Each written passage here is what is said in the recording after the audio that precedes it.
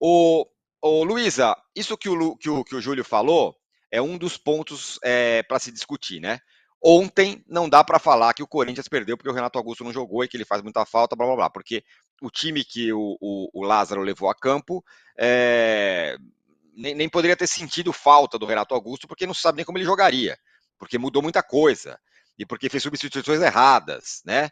E alguns jogadores um pouco muito abaixo. Então, essa tá na conta dele, sem o atenuante de que estava cansado ou o Renato Augusto não está jogando. Ontem é muito na conta do Lázaro, né? Ontem o time teve muitos problemas, né, Tirone? Claro que o Renato Augusto faz falta para qualquer equipe do Brasil pela qualidade que ele tem, pela inteligência que ele tem, mas não dá para colocar tudo na conta disso. Primeiro, porque ele teve tempo para treinar, então ele já deveria ter arrumado soluções para esse problema. E outra, aí começa da escalação. Por que poupar o Roger Guedes? Por que poupar jogadores importantes depois de treinar por 3 semanas, ficar uma semana sem jogar? Para mim não faz sentido poupar. E outra, se você quer dosar melhor, que leve o jogador para lá, que comece jogando e durante a partida tire o atleta, se assim a partida permitir, e o físico do jogador também. Então, para mim, não fez sentido essa escalação. O meio de campo do Corinthians tem muitos problemas, porque ele poderia arrumar outras soluções. Ele tem jogadores inteligentes que podem pensar o jogo também, como o Juliano, como o Fausto Vera. Isso a gente não viu, um time lento, sem criatividade. E além disso, a gente está falando do Renato Augusto no setor ofensivo. O time falhou muito, e aliás, talvez a principal falha foi defensiva, né, Tirone? A gente tem que pensar nisso. É um time que tem muitos problemas defensivamente, um time que fica muito exposto, que os jogadores de meio de campo estão muito lentos para acompanhar.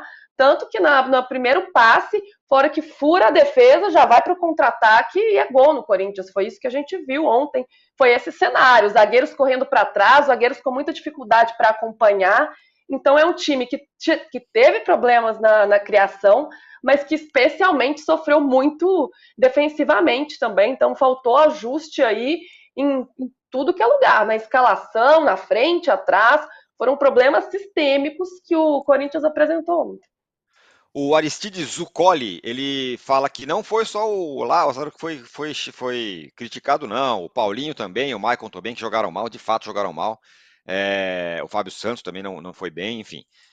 Muita gente jogou abaixo ontem. Agora, o Danilo, é o seguinte, fazendo uma comparação aqui, o Palmeiras jogou em casa ontem contra a Tombense, 4-2. Tinha perdido o jogo de ida na Copa Libertadores, então vai ter que, de alguma forma, remar para recuperar esses pontos aí ao longo do caminho, mas parece que está tudo bem. Mas na Copa do Brasil, o Palmeiras faz 4-2 e dá para, vamos dizer assim, rifar uma data. Ou dá para não ir exatamente com o time, com a cavalaria inteira, para encarar o Tombense fora de casa. Tem uma vantagem boa.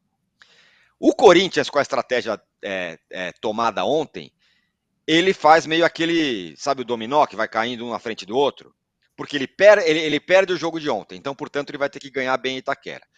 Só que até ganhar bem em Itaquera do Remo, ele tem o Brasileiro no fim de semana, a estreia contra o Cruzeiro. No meio da semana, a Libertadores. No fim da semana, Brasileiro. E aí vai chegar nesse jogo contra o Remo sem poder poupar e segurar ninguém. Não é só a derrota de ontem, é o caminho do Corinthians daqui para frente. A decisão do Lázaro, ele transformou a maratona, se ele tava, o Corinthians estava numa maratona de 30 graus Celsius, ele agora a maratona tem 45 graus Celsius, vai ficar muito mais desgastante porque ele não vai poder poupar esses jogadores ao longo dessas semanas que você falou. Eu, na minha opinião, se eu olho o calendário do Corinthians e resolvo poupar, se eu sou o técnico e falo, beleza, não vamos aguentar jogar tudo, ainda que tivesse essas 3 semanas de folga, poupa contra o Cruzeiro na estreia, não tem pra que poupar num jogo de mata fora de casa, ou faz que nem a Luísa falou, vai com o time titular, abre um placar e aí você começa a fazer essa economia, essa gestão de grupo. Tem Ou um contra o ponto Goiás para lá na mim. frente, vai jogar fora de casa contra o Pode Goiás, ser. pelo Que brasileiro, seja, mas né? que fosse no brasileiro, entendeu? Pega o Cruzeiro e pega o Goiás, que são os 2 primeiros jogos, poupa. E aí no jogo de mata e na Libertadores, que são os mais, a Libertadores porque é mais importante, o mata-mata porque você tem menos margem para errar. E aí você joga com a força máxima e caso aconteça, se você abre 2, 3-0, aí você vai administrando durante o jogo. Agora a verdade é que o Corinthians tem essa maratona, tem o Argentino Júnior na Libertadores que é muito difícil, vai ter que jogar com força máxima contra o Remo, que dependendo do que acontecer, 3 dias depois tem o Corinthians. E a gente sabe que o Palmeiras e Corinthians é um jogo importantíssimo. O Corinthians foi bem no Paulista contra o Palmeiras, teve um jogo no 2-2 que foi um bom jogo do Corinthians, mas acaba jogando uma pressão para cima dele mesmo. A única coisa que eu consigo contemporizar aqui é que eu acho que o elenco do Corinthians ele é mal montado em geral. Tem alguns pontos que você não consegue suprir.